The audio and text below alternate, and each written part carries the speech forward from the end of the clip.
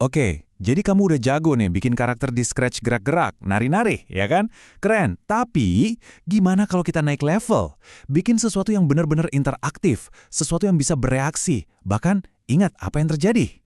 Nah, ini dia proyek yang bakal kita bedah bareng, si Meong dan si Tika. Coba deh lihat, Tikanya bisa interaksi sama bola. Terus, lihat deh di pojok atas, itu ada skornya dan beneran nambah. Ini bukan lagi animasi biasa loh, ini udah jadi program kecil yang hidup. Jadi, apa sih rahasianya? Kok bisa bikin proyek jadi hidup kayak gini? Nah, di balik semua aksi keren ini, sebetulnya ada beberapa konsep coding yang super kuat.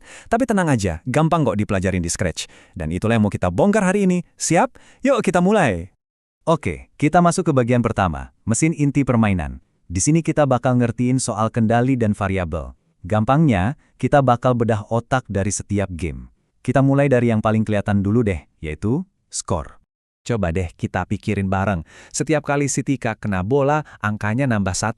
Nah, pertanyaannya, gimana caranya program ini tahu angka sebelumnya berapa, terus gimana cara nambahinnya? Gimana caranya dia bisa ingat skornya sekarang? Jawabannya ada di sesuatu yang namanya variabel. Gini deh, bayangin aja variabel itu kayak kotak penyimpanan yang kita kasih label. Di game kita ini, kita punya kotak dengan label skor.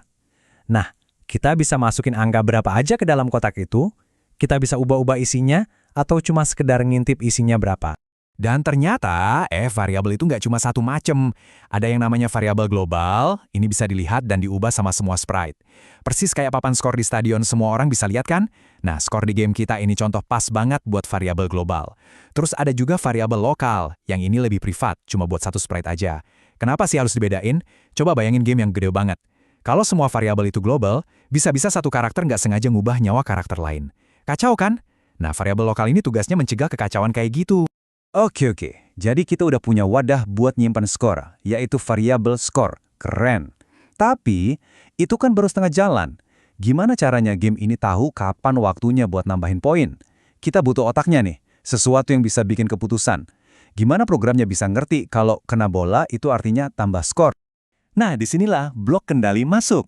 Anggap aja ini otak dari operasi kita. Blok kayak jika maka atau if then ini ngebolehin kita bikin aturan main. Aturannya simpel banget. Jika si Tika nyentuh bola, maka ubah variabel skor tambah 1. Nah, kombinasi antara variabel buat nyimpan data dan kendali buat bikin keputusan inilah yang bikin game jadi pintar.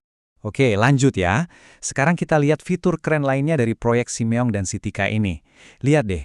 Si Meong bisa nanya nama kamu, terus nyapa kamu pakai nama itu. Keren kan? Ini semua tentang gimana caranya bikin program kita bisa ngobrol sama pemain. Caranya ternyata gampang banget loh, cuma 3 langkah. 1, kita pakai blok tanya dan tunggu. Nanti bakal muncul kotak teks buat pemain ngetik. 2, apapun yang pemain ketik itu otomatis disimpan sama Scratch. Dan yang ketiga, kita bisa pakai jawaban itu kapan aja pakai blok khusus, namanya jawaban. Simple banget. Sampai sini, kita udah bisa bikin game yang bisa ingat skor dan bisa ngobrol. Tapi, seorang programmer yang hebat itu nggak cuma bikin kode yang jalan, mereka bikin kode yang pinter, rapi, dan bisa dipakai lagi. Yuk kita lihat gimana caranya. Ini dia ide utamanya. Coba bayangin kamu punya satu set perintah yang harus diulang-ulang terus. Misalnya, gerakan lompat. Masa iya setiap mau lompat kamu harus susun ulang semua bloknya dari awal? Capek kan? Tentu ada cara yang lebih cerdas. Selamat datang di dunia blok custom. Atau, kalau di dunia coding beneran, ini disebutnya fungsi atau prosedur.